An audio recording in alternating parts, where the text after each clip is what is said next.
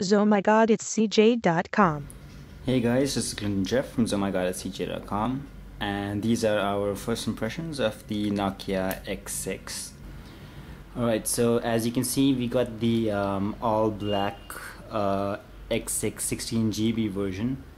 The build quality is pretty good. It's a lot of plastic all around, but it's pretty okay. The back panel is a little bit weird. As you can see, there's a bit of give right there, and over here also right there. So yeah, the back panel is a little bit scary because you actually have to peel it off when you want to replace the battery or your SIM card, and it has the same SIM card mechanism as the 5800, where you have to open up the slot and then push your SIM card out from there. So that's a little bit annoying. The 5 megapixel camera is pretty good. It's not on the same lines as the N97 and N95 variants, but it's pretty okay. The stereo loudspeakers that you can see here are pretty loud. They're along the same levels as the 5800, a little bit louder I would say, but not as loud as the N series equivalents of it.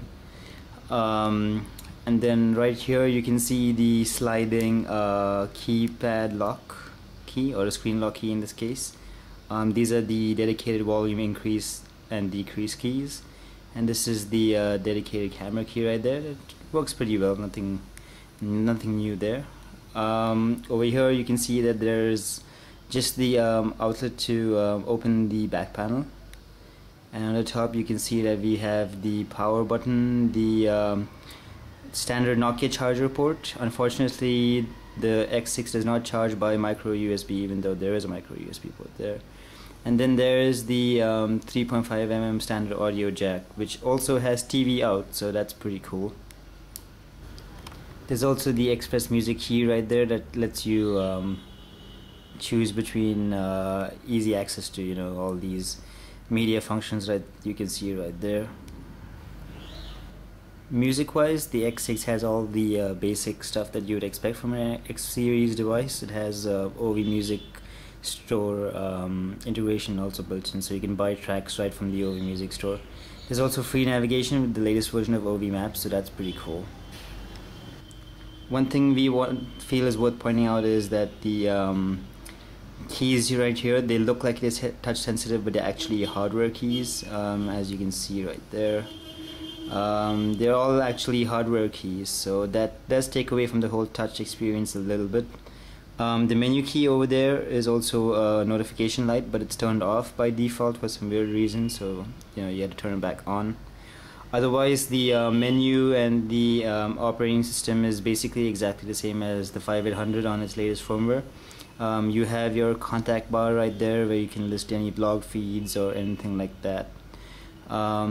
It also has Nokia messaging pre-installed, but you kinda have to add your email address in, and then it does a kind of weird search kind of thing before it actually manually installs Nokia messaging on the X6. So that's something weird. You have 4 application shortcuts right there, and 2 left and right selection keys right there. You can't change the telephone key, but you can change the contacts key right there to anything you want. The menu is pretty cool. There's kinetic scrolling everywhere, so you never actually have to use the scrolling bars that you see right there. You never actually have to use it.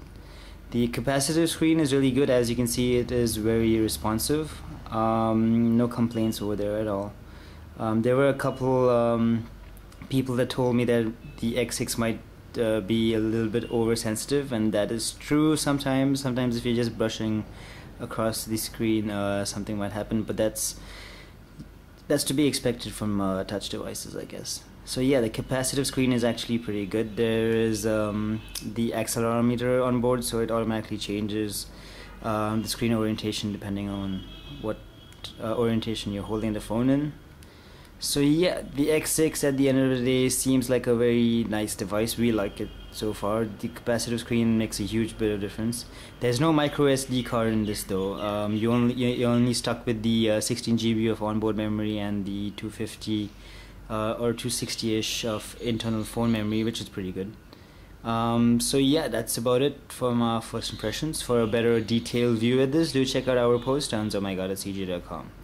If you have any questions or comments, do let us know in the comment section below.